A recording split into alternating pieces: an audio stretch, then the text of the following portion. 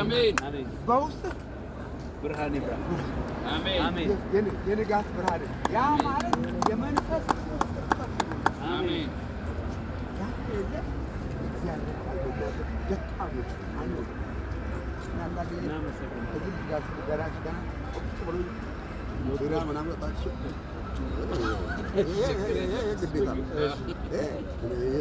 የኔ ደግሞ በዚህ ጉዳይ ላይ እንደ ኃጢአት አድርጌ የምቆጥረው አይደለም።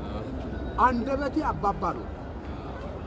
እኔ ደግሞ የሚገርምህ ጋሽ ተቆላ የሚገርምህ አንተ ትጸልያለህ መሰለኝ መንፈስ ይብላብህ እንጂ በወይን ጠጅ አትስከሩ ተብሎ ተጽፏል። ይህ ማባከን ነው እና ቅዱስ ጳውሎስ ለኤፌሶን ሰዎች የተናገረው እና የምታባክንበት ዘመን ደግሞ አልፎ እንዳልከው ጅብ ስለ ኢየሱስ ጌትነት አያወራ አይደል? ጎሽ ስለ ኢየሱስ ጌትነት አያወራ አይደል? ነብር ስለ ኢየሱስ ጌትነት አያወራ። እኛ በመልኩ የተፈጠርን ለኛ ደግሞ የሞተልን በዛው ከመፈጠርም አልፎ ለኛ ሞቶልን። አሜን። ስለዚህ ጋሽ ተቆላ ከዚህ በኋላ ያለ የእድሜ ቆይታ በቢራ የምታባክንበት ዘመን አልፎ በጭራሽ በመንፈስ ቅዱስ የምታባክንበት አንድ የማታውቀው ልጨርሳት እችል። ስለዚህ በኢየሱስ ክርስቶስም እናገርብሃለሁ የምትባክንበት ዘመን አልፎ ለብዙ ሰዎች ረፍት የሆነው ቃል እየተናገር ወደ ቃል ወደ ሆነ ወደ መድኃኒዓለም ኢየሱስ እንድትሄድ በአብ በወልድ መንፈስ ቅዱስ ስም ቃል ዘመን ባርክ።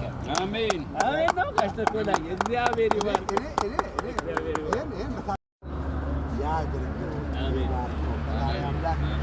ስውር ያስመረው ወይ ያስረጸው ነው የምለው ያንን ተቃውሞ አይደለም፣ በምንጩ በፍላጎት ጸልያለሁ ደግሞ ያደርጋል። እና ምንድነው መሰላችሁ ልጆች አንድ ብለው ነገር እግዚአብሔር በፈቀደው ቦታ የሰው ልጅ ያውለዋል።